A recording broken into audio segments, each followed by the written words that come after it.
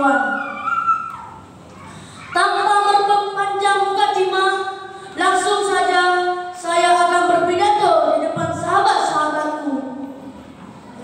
Allah Subhanahu wa Ta'ala telah melimpahkan rahmat yang sangat banyak kepada kita.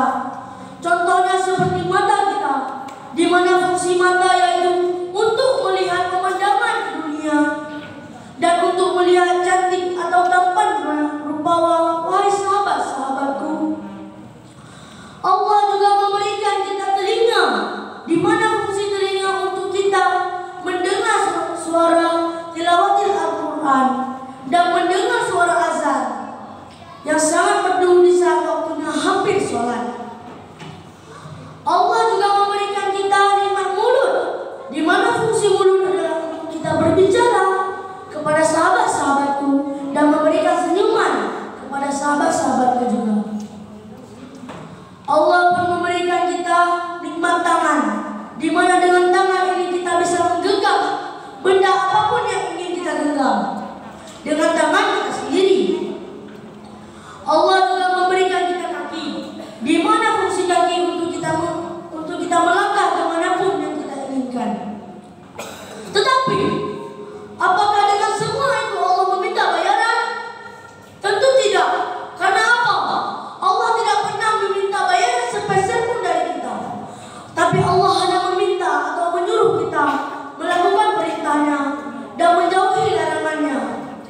Allah juga ingin kita selalu bersyukur atas apa yang diberikan oleh Allah. Sahabat-sahabatku yang dimuliai oleh Allah, marilah kita menyimak sebuah firman Allah pada surah Al-Baqarah ayat 152 yang berarti, ingatlah kamu kepadaku, niscaya ingat pula aku kepadaku, dan bersyukurlah kepadaku, dan jangan pernah sekalipun mengkhianati nikmatku. Saudara-saudaraku, hadirin dan hadirat yang dirahmati Allah, dari ayat tadi kita dapat mengambil kesimpulan bahwasanya kita tidak boleh mengkhianati Allah, karena Allah Maha Esa, Maha Kuasa, dan kita harus selalu bersyukur kepada Allah karena Allah telah memberikan nikmat itu kepada kita.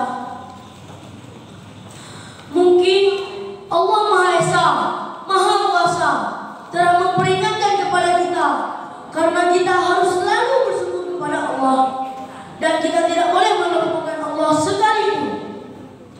Mungkin hanya sampai di sini pidato yang dapat saya sampaikan.